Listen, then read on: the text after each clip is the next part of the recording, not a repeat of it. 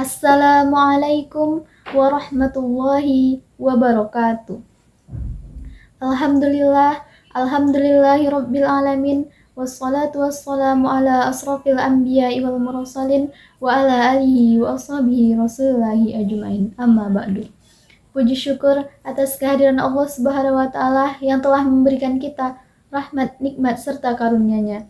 Dan marilah kita bersalawat kepada baginda Nabi besar Muhammad sallallahu alaihi wasallam dengan mengucapkan Allahumma sholli ala sayidina Muhammad wa ala ali sayidina Muhammad. Baiklah, pada kesempatan kali ini saya akan menyampaikan ceramah saya dengan judul Sabar. Sabar berasal dari kata sabaru, yasbiru yang berarti menahan.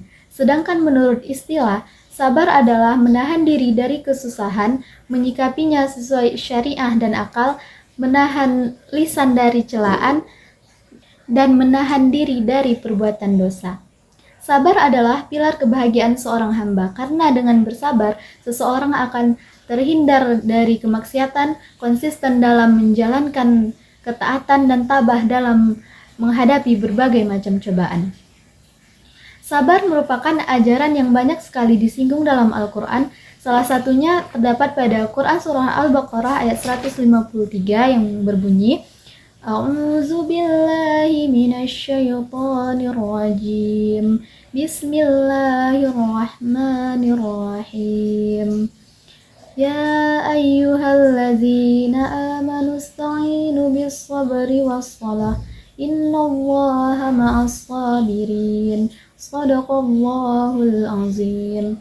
Yang artinya, wahai orang-orang yang beriman, mintalah pertolongan kepada Allah dengan sabar dan salat. Sesungguhnya Allah bersama orang-orang yang sabar. Dari ayat tersebut sudah jelas bahwa sabar sangat bermakna dalam kehidupan kita. Dan ternyata sabar itu mahal, teman-teman. Sabar itu lekat dengan ujian. Sabar lekat dengan masalah. Bukankah di saat kita punya masalah, kita memohon kepada Allah Subhanahu wa taala, dengan kita sholat dan kita berdoa. Sabar itu mahal, dan di antara jalan sabar itu ada yang dengan musibah dan ada yang dengan amal soleh. Ketika Allah menurunkan musibah kepada kita, sesungguhnya itu merupakan cara untuk mendapatkan rahmat dari Allah Subhanahu wa taala. Selain itu, sabar merupakan definisi dari menerima takdir Allah dan berikhtiar dengan mencari jalan keluarnya.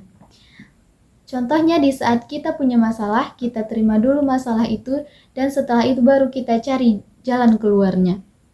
Sabar itu dibagi dalam 3 hal di kehidupan kita. Yang pertama ada sabar dalam ketaatan kepada Allah Subhanahu wa taala, yang kedua ada sabar dalam meninggalkan kemaksiatan, dan yang ketiga ada sabar dalam menghadapi cobaan harian.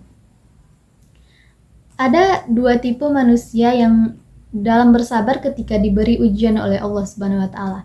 Ada manusia yang berkeluh kesah dengan ujian yang diberikan oleh Allah Subhanahu wa taala, dan ada manusia yang justru bersabar dalam menghadapinya. Dan sabar ini pun ada bermacam bentuknya. Ada sabarnya dengan sabar pasrah, dan ada sabar yang justru dengan cara memperbaiki diri kepada Allah Subhanahu wa taala. Karena dia yakin bahwa tidak ada masalah yang menimpanya kecuali ada kesalahan yang dilakukannya. Maka dengan sembari bersabar dan memperbaiki diri kepada Allah Subhanahu wa taala, ini merupakan contoh sabar yang paling baik. Oleh karena itu, marilah kita bersabar dalam menerima apapun yang telah digariskan oleh Allah Subhanahu wa taala kepada kita, dan marilah kita menjadi orang-orang yang sabar agar kita dicintai oleh Allah Subhanahu wa taala. Demikianlah ceramah yang dapat saya sampaikan. Lebih kurang saya mohon maaf. Saya akhiri dengan wabillahi taufiq wal hidayah. Wassalamualaikum warahmatullahi wabarakatuh.